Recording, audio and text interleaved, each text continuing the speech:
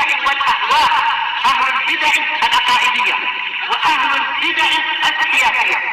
نقول بيننا وبينكم السلف، بيننا وبينكم الكتب، كان فيقول البدع بيننا وبينكم.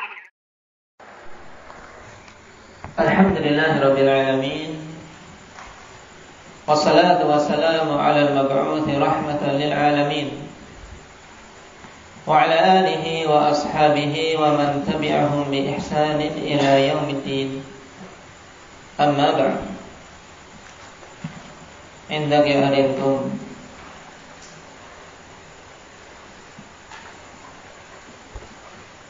apa saja di antara ahamiyatut tauhid, arti pentingnya tauhid yang telah kita ambil pada pertemuan yang lalu.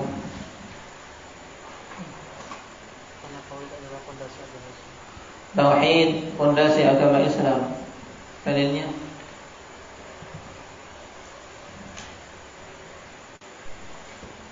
fondasi kenapa? Karena semua putusan Allah menyeru kepada tauhid. Juga apa? Karena Islam tidak akan mungkin tegak kecuali dengannya. Nah, Allah katakan walaqad ba'atsna fi kulli ummatin rasulan an ya'budullaha wa yajtanibut taghut. Terus yang kedua,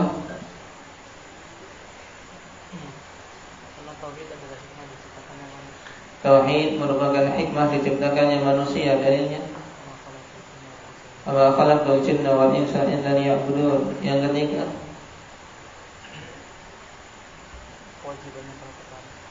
kewajiban yang pertama kali harus dipenuhi. Apa dalilnya? Hadits Ibnu Abbas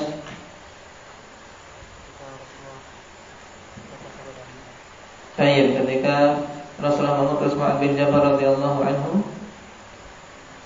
bagaimana? Faliyakun awwala ma tad'uhum ila an yuwahhidullah. Baik. Ini berikutnya,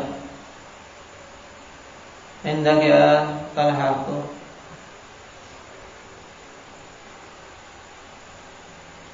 apa yang lainnya? Sababus salamah fil akhirah. Dalilnya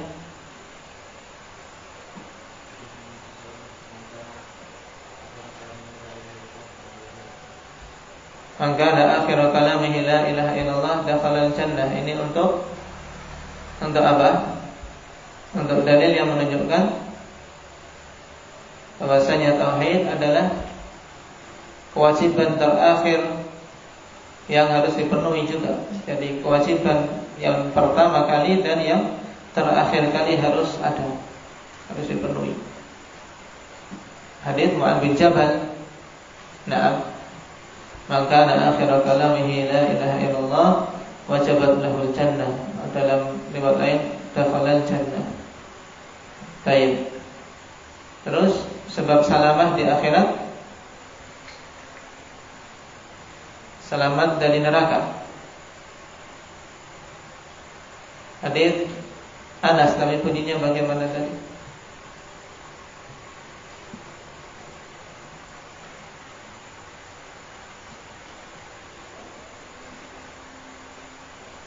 Sa'idhu ya akhwah. Indah ya Fauzan. Bagaimana bunyi hadits Anas?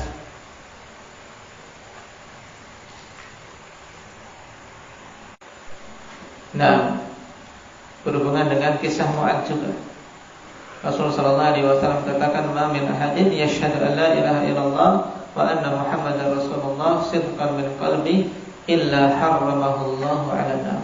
Selamat di akhiratnya. Kalau mewujudkan tauhid akan diharamkan dari neraka. Terus yang lainnya, keselamatan di dunia, harta dan nyawanya. Dalilnya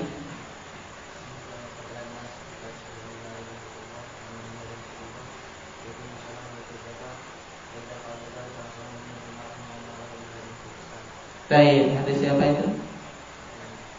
Hadis Abdullah Abdullah bin Umar radhiyallahu anhuma muttafaqun alaih. Umirtu an uqatila an-nas ila akhiril hadits. Tayyib Idris. Hal baqi indaki abadain bagi ya syekh.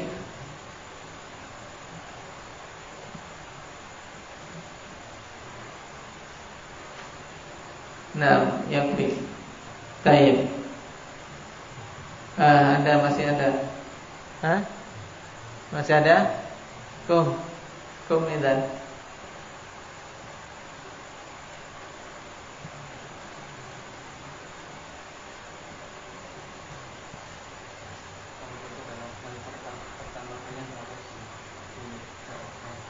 Nah, tauhid adalah perkara pertama kali yang harus didakwahkan dan yang terakhir kali harus diingatkan. Nah, tayyib dalilnya hadis Ibnu Abbas radhiyallahu anhu.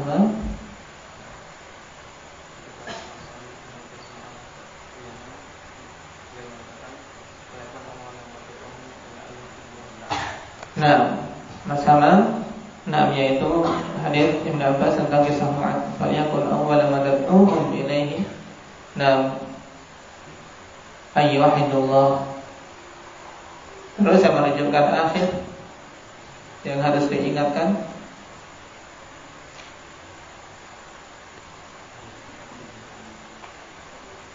Yang mana?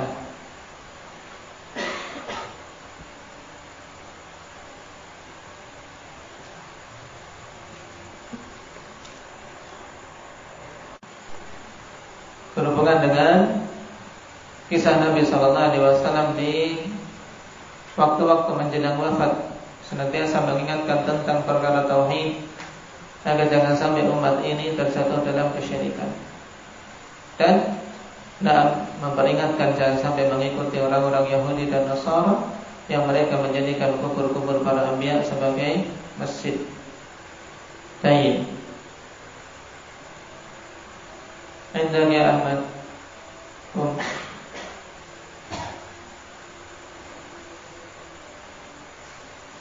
Apa perbedaan al-usul tsalatsa dan tsalatsatul usul? Sama atau beda? Bedanya?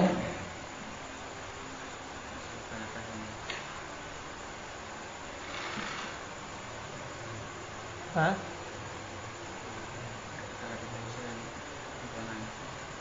Salatul usul yang untuk anak-anak. Terus al-usul tsalatsa untuk dewasa. Ya. Akasta.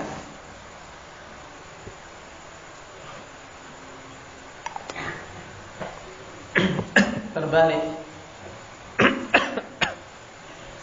Yang untuk anak-anak yang mana? Al-usul tsalatsa, ya, yang lebih ringkas, berbentuk tanya jawab.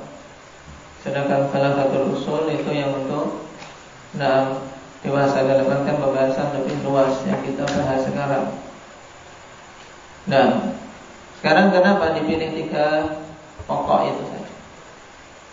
Kenapa tidak yang lainnya? Kenapa dipilih 3 perkara tersebut dalam kitab ini? Nah, dalam tsalatsatul usul.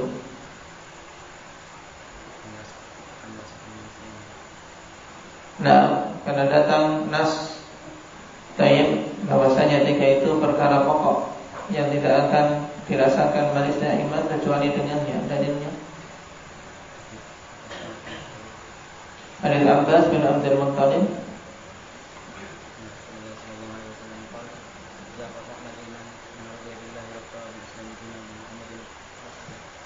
Naam, la ta'mal iman man radiya billahi rabban wa bil islam dinan wa bi Muhammadin rasulah. Yang kedua,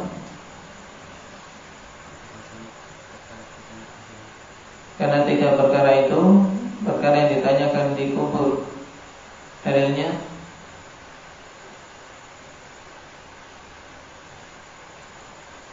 hadis siapa? Hadis Bara bin Azib yang panjang. berhubungan dengan pertanyaan malaikat, man rabbuk, nama madinu, dan manil ladzi wa'itha fikum, atau waman nabiyyuk secara singkatnya. Baik, tulis. Dalil dalam Al-Quran yang menunjukkan tentang 3 usul ini. Hendak ya Zakaria.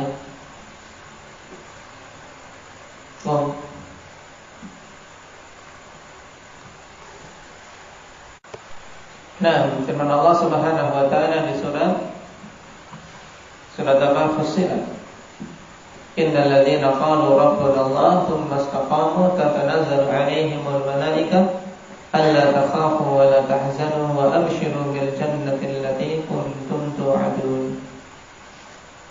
Nah, usul yang pertama Rabbuna Allah, yang kedua tsumma istaqamu, kemudian kuntum tu'adun. Kenapa? Karena yang menyampaikan janji-janji Allah Subhanahu wa taala adalah para rasul. Baik.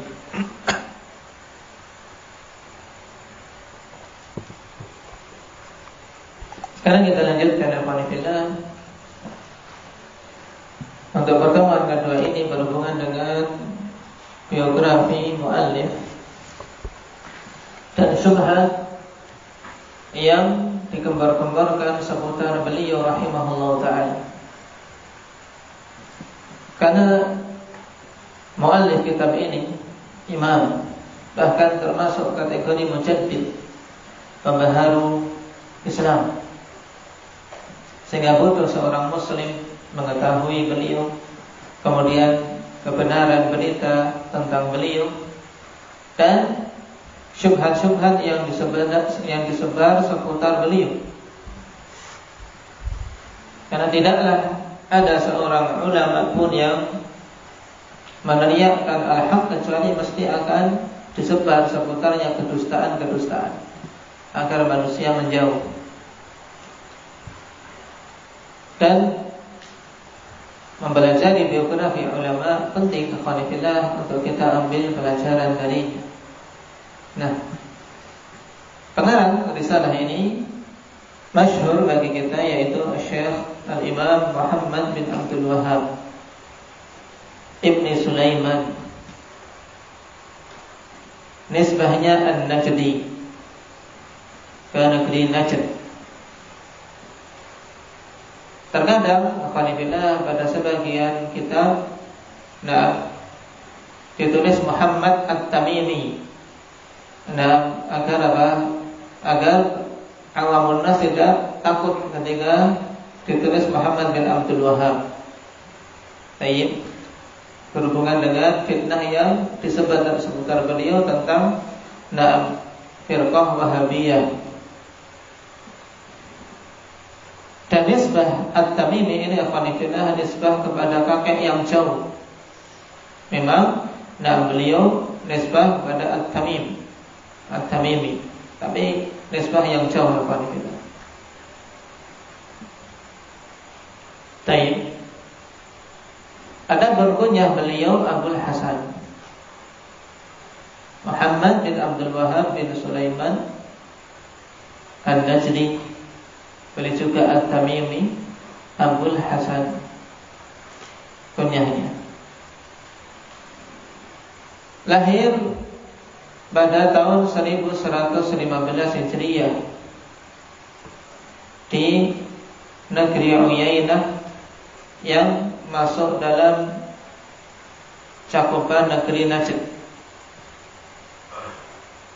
Dari sinilah beliau dinisbahkan kepada An-Najdi.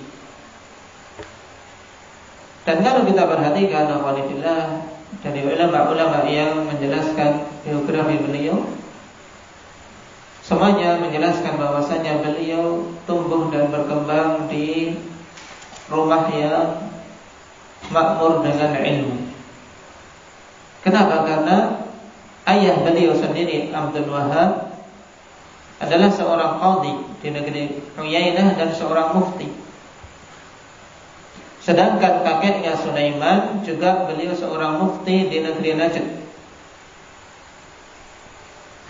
Dan pamannya Ibrahim bin Sulaiman juga seorang faqih. Sehingga subhanallah, baitu ilmin, rumah ilmu. Nah, ayah, kakek, paman, dan juga saudara sepupunya Abdurrahman bin Ibrahim juga seorang alim.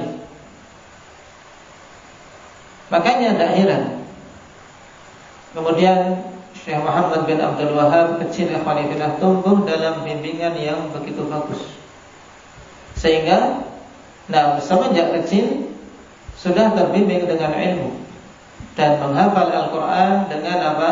Dengan mutqin sebelum mencapai umur 10 tahun. Hafidhul Quran an dhahril qalb qabla al-ashirah min umri. Dan tentunya ini kegembiraan yang luar biasa bagi orang tua. Makanya ijtahidu akhwanillah, jangan memandang anak kita masih kecil terus. Anak kita masih kecil terus, sehingga dibiarkan bermain terus. Perkembangannya tidak diperhatikan, adabnya juga tidak diperhatikan. Harus ada peningkatan. Dari bertambahnya umur harus bertambah. Ada bertambah pemahaman, bertambah kepekaan. Ini penting. Dan orang tua sangat berperan di sini, akhwanifillah, terutama ayah. Karena ayah dialah yang apa? Yang mengerti keadaan anak-anak di luar. Keadaan anak-anak di luar. Jangan diserahkan totalitas kepada ibu. Ini merupakan kezaliman. Karena pemegang utama dalam pendidikan, bagaimanapun juga ayah. Dia menjadi nahkodanya yang menyetir, kemudian mengecek. Makanya perhatikan dalam biografi para ulama, penisbatan itu banyakkan penisbatan kepada ayah. Syekh Muhammad bin Abdul Wahab rahimahullah ta'ala mengambil ilmu sejak kecil, membaca Al-Quran kepada bapaknya ini. Kemudian baru membaca awal-awal fikih dalam mazhab Hambali, kemudian menghafal matan-matan pada mazhab tersebut.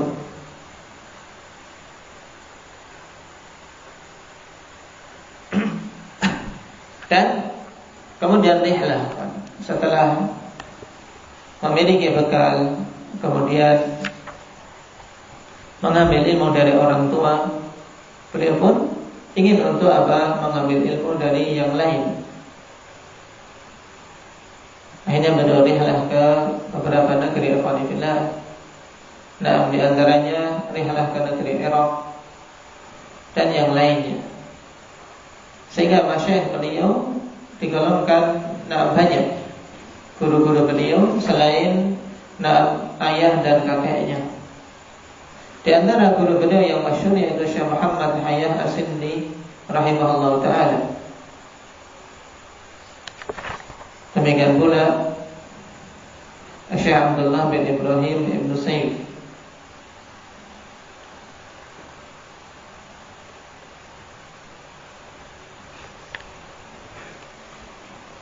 Setelah itu kemudian beliau pulang ke Uyainah untuk mengunjungi keluarganya, kemudian kembali untuk rihlah ke Madinah dan mulazamah di sana. Kemudian juga dari urut-urutannya, kemudian rihlah ke Irak dan seterusnya. Yang terpenting di sini menunjukkan bahwasanya rihlah akhwanillah, seorang berusaha untuk pergi keluar menuntut ilmu, ini merupakan hal yang dicontohkan oleh para imam kita.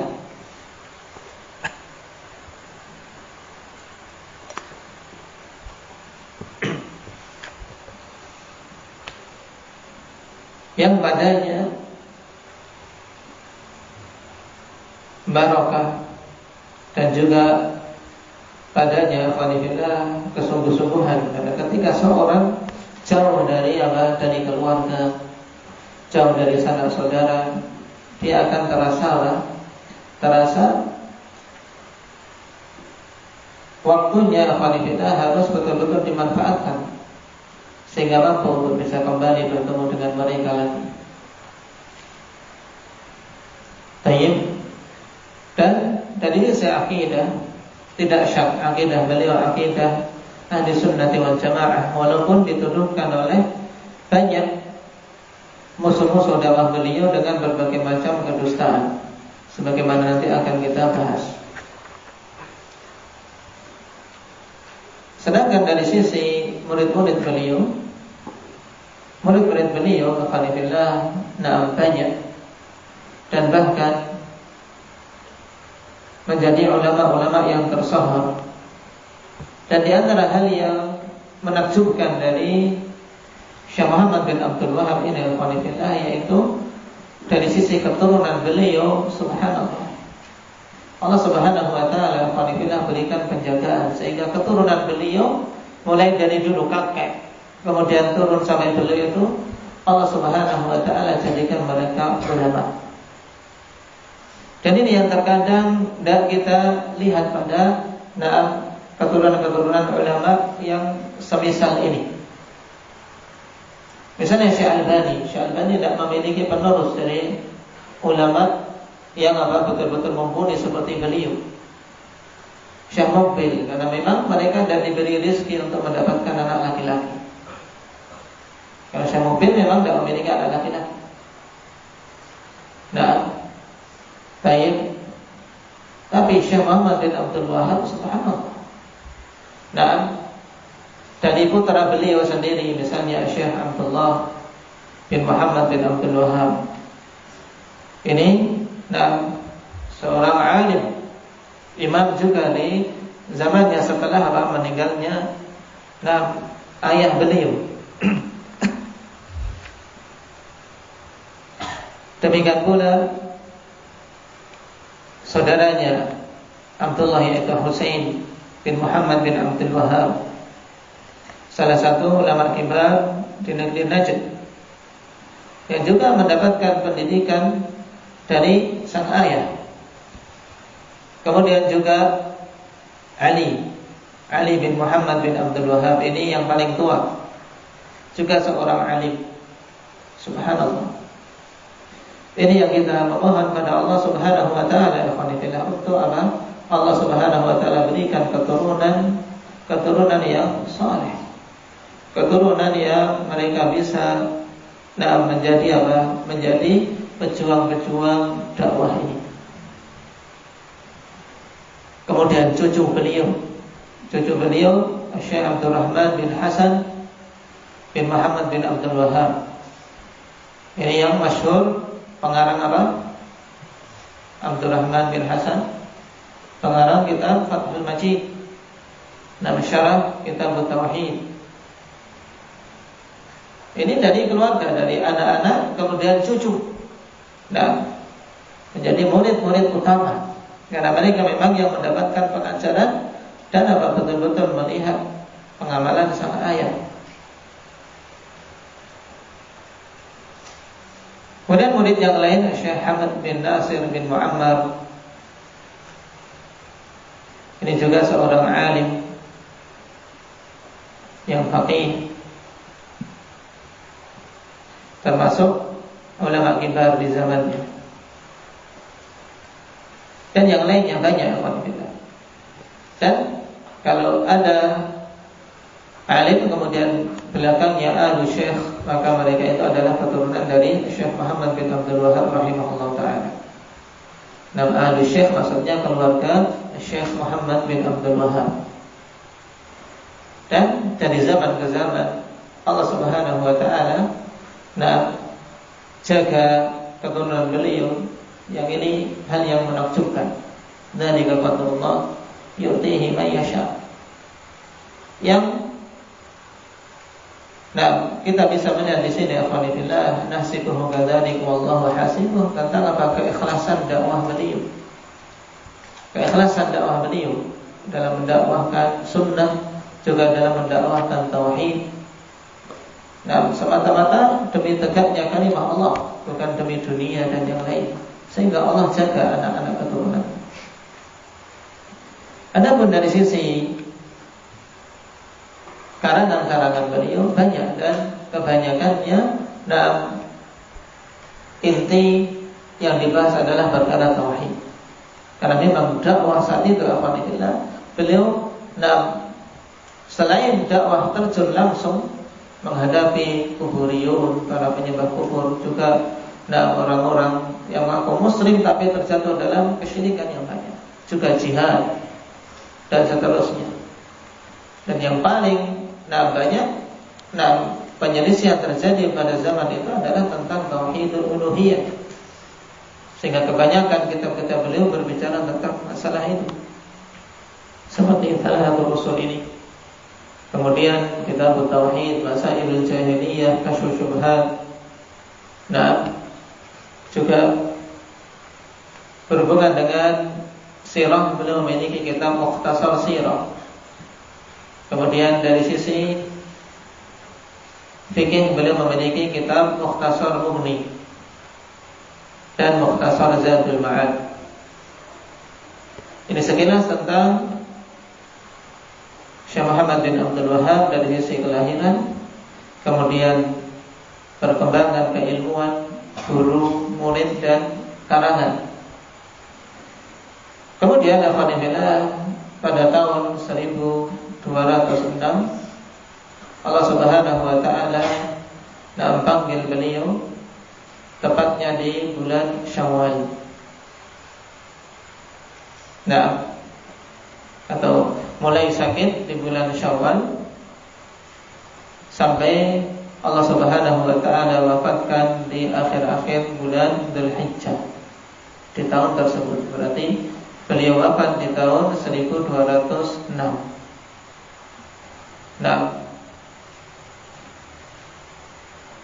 Rahimahullahu ta'ala rahmatan wasi'ah wa askanahul firdausa ta'ala. Dan meninggalkan peninggalan yang mubarakah, dakwah amanillah yang tegak, kemudian negeri yang Allah Subhanahu wa taala berikan barakah serta kebaikan padanya, negeri Saudi. Itu salah satu usaha dan perjuangan dari Syekh Muhammad bin Abdul Wahhab rahimahullahu taala.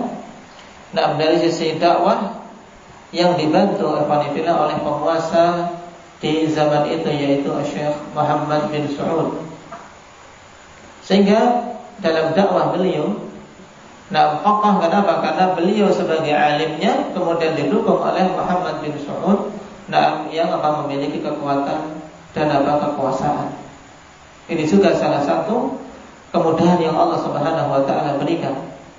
Sehingga pada zaman itu beliau punya kekuatan untuk menegakkan berbagai macam syariat Allah Subhanahu wa taala, menghancurkan kubah-kubah yang disembah, dan juga memperluas kekuasaan jihad dan seterusnya.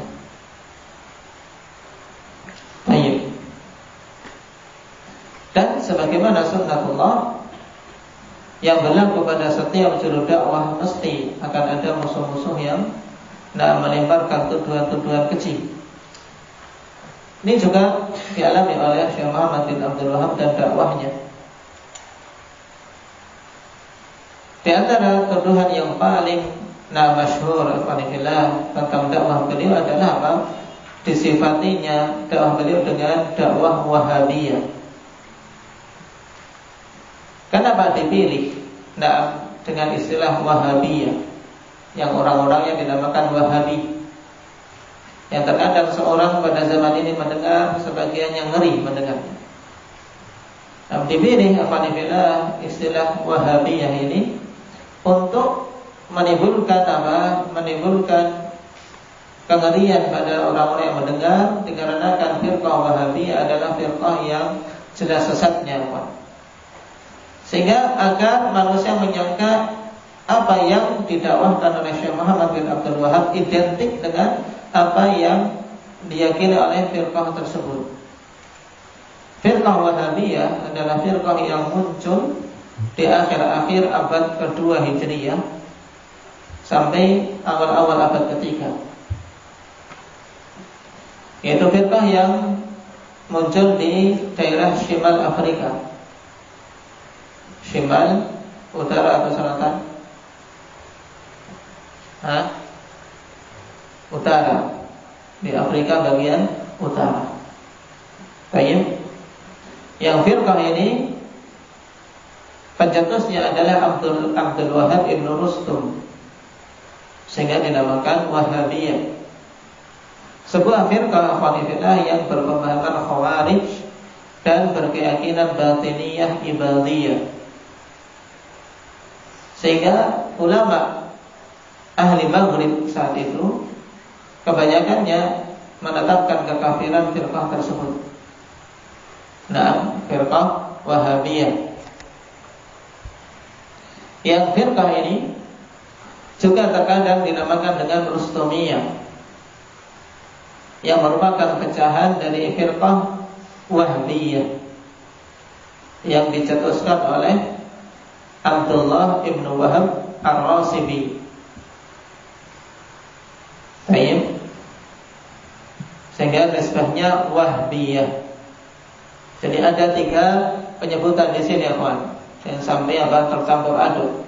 Wahabiyah, Rustumiyah dan Wahbiyah. Kalau Wahabiyah ini nisbahnya kepada Abdul Wahab Ibn Rustum. Kalau Rustumiyah dinisbahkan kepada ayahnya, yaitu Rustum ini. Kemudian firqah ini Wahabiyah atau Rustumiyah merupakan pecahan dari firqah apa? Firqah Wahbiyah yang dicetuskan oleh siapa? Abdullah Ibn Wahab Ar-Rasibi. Dan keyakinan mereka keyakinan Khawarij. Keyakinan Khawarij. Kemudian juga apa?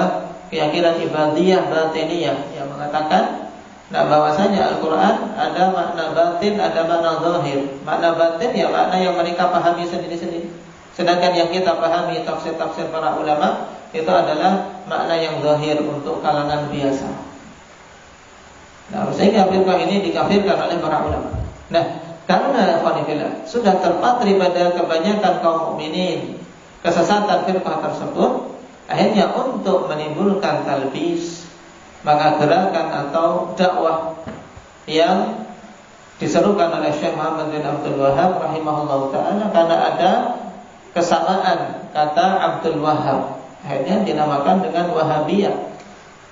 Baik, walaupun sebenarnya tidak tepat. Kenapa? Karena baik, beliau bernama Muhammad.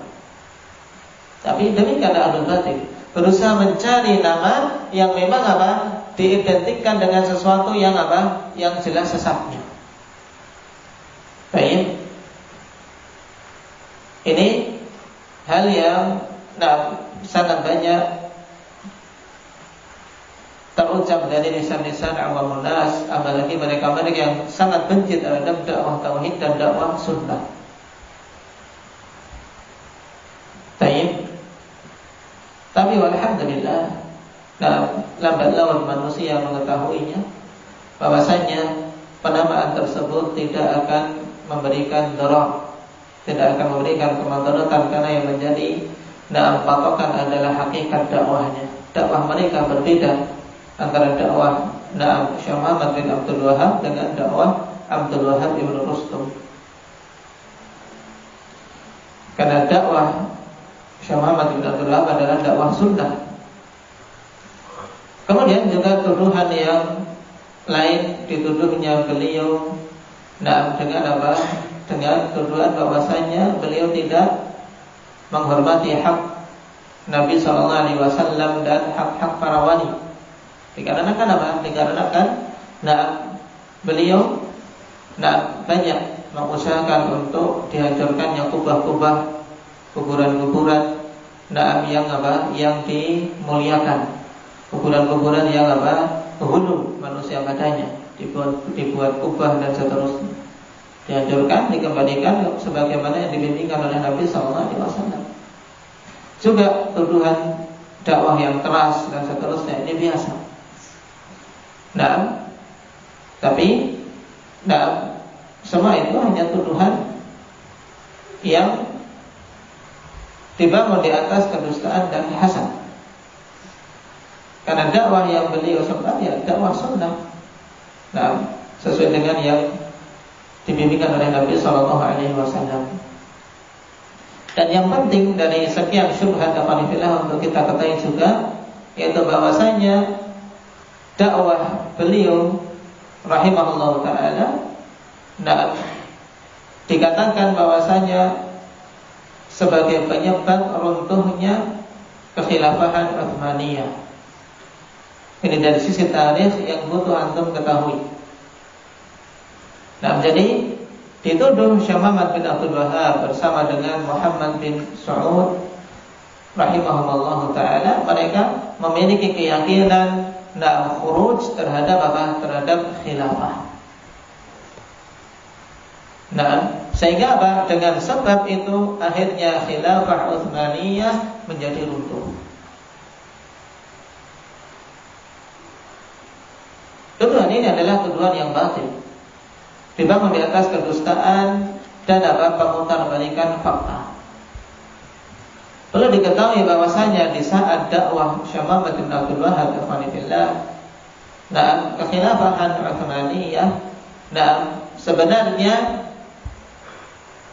wilayahnya itu tidak mencakup negeri Najd. Sebab negeri Najd saat itu negeri yang berdiri sendiri dengan beberapa penguasa kecil-kecil. Dari masing-masing daerah ada penguasa, ada amirnya yang mereka berdiri sendiri. Walaupun itu adalah kekuasaan dalam teritorial yang sempit, tapi mereka berdiri sendiri, tidak diatur oleh oleh kekuasaan khilafah saat itu. Dan buktinya dalam tarikh tidak ada sama sekali pengiriman pengiriman pegawai-pegawai untuk mengambil zakat dan seterusnya, yang memang tidak tercakup dalam wilayah khilafah Utsmaniyah. Sehingga negeri-negeri yang kecil itu berdiri sendiri dan bahkan terkadang terjadi perang satu sama lain. Sehingga tatkala Syekh Muhammad bin Abdul Wahhab disambut dakwahnya oleh salah satu penguasa yang ada di situ, yaitu Imam Muhammad bin Saud, akhirnya kokoh negeri itu. Kemudian dakwah diperluas ke negeri-negeri sekitarnya, dan semakin kokoh. Karena dakwah semakin kokoh, inilah kemudian Daulah Utsmaniyah khalifillah merasa khawatir. Karena saat itu Daulah Utsmaniyah dari sisi akidah khalifillah sudah banyak terjadi penyimpangan, juga kebid'ahan banyak sekali mereka lakukan. Dari sisi keislaman dan sunnah jauh. Dan inilah sebab kelemahan suatu daulah, kelemahan suatu kekhalifahan tatkala mereka jauh dari ilmu. Baik. Makanya kemudian mereka pun menggempur negeri Saudi saat itu berusaha karena kekhawatiran. Baik, kekhawatiran karena mereka memiliki pemahaman tasawuf, syirik, bid'ah, alhamdulillah, khawatir kalau sampai dakwah Syekh Muhammad bin Abdul Wahhab itu merambah ke kedaulatan mereka. Baik. Dan juga di antara bukti yang menunjukkan bahwasanya tidak ada hubungannya dakwah Syekh Muhammad bin Abdul Wahhab dengan keruntuhan Daulah Utsmaniyah yaitu selain karena Syekh Muhammad bin Abdul Wahhab tidak melakukan penyerangan ke sana bersama dengan Muhammad bin Saud, juga dakwah beliau tegak dari sisi tahun Masehi dalam tarikh sekitar 1811 Masehi. Ini dakwah Syekh Muhammad bin Abdul Wahhab tegak. Kemudian runtuhnya khilafah pada tahun 1922 Masehi. Ada sekitar jarak berapa? Sekitar berapa tahun? 100 tahun lebih. Dari sisi tarikh, ini juga faedah. Antum ingat-ingat. Karena tuduhan ini juga terdengar. Banyak digembar-gemborkan oleh musuh-musuh dakwah salafiyah. Dikatakan dakwah Syekh Muhammad bin Abdul Wahab menjadikan penyebab runtuhnya khilafah Utsmaniyah. Ini tidak betul. Keruntuhan tersebut dikarenakan apa? Dikarenakan jauhnya dari din. Bukan karena serangan dari Syekh Muhammad bin Abdul Wahab beserta para sahabat beliau yang didukung oleh Muhammad bin Saud yang merupakan penguasa saat itu. Sebab runtuhnya jauh jaraknya. Khilafah runtuh tahun 1922, sedangkan dakwah tegak dengan kokoh sekitar tahun 1811. Ini berdasarkan tarikh. Ingat-ingat berhubungan dengan syubhat ini agar kita bisa menjelaskan terutama tentang makna Wahabiyah.